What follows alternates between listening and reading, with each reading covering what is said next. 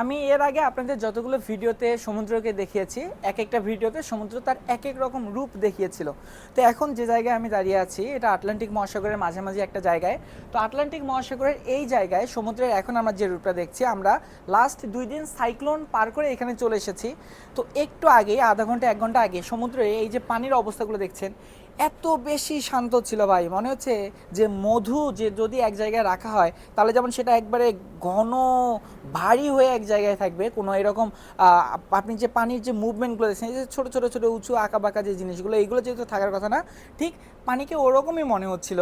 তো আমি যখন ভিডিও করার জন্য চলে এসেছি তখন ততক্ষণে সেই জায়গাটা, আমরা যেহেতু জাহাজ চলছে সেই জায়গা থেকে চলে আমরা অন্য জায়গায় চলে এসেছি। তাই আজকে এখন এই মুহূর্তে পানিটা যদিও শান্ত, তবে আগের মতো ওই রকম যেটার কথা বলছিলাম সেরকম না।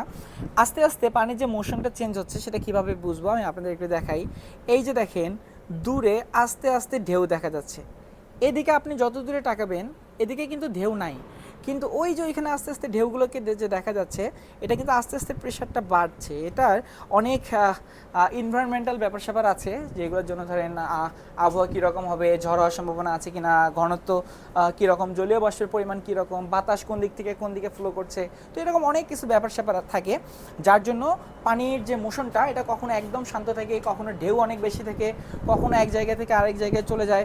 তো আস্তে আস্তে পানিতে আমাদের যেহেতু অনেক শান্ত ছিল আমি বলেছি, সেখান থেকে আস্তে আস্তে ঢেউয়ের মতো একটা জায়গায় চলে যাচ্ছে। এই যে দূরে যদি আমরা দেখি, দূরেও কিন্তু সেম সেম আস্তে আস্তে পানির মোশনটা চেঞ্জ হচ্ছে। তো সবাই অনেক বেশি ভালো দেখবেন, আগেও বলেছি এখনও বলছি, ফেসবুক, ইউটিউব, টিকটক সব জায়গায় সেম নামে আমার পেজ আর চ্যানেল আছে, হৃদয় দ্য সেলার লিখে সার্চ করলে পেয়ে যাবেন। সবাই অনেক ভালো থাকবেন, ধন্যবাদ, আসসালামু আলাইকুম।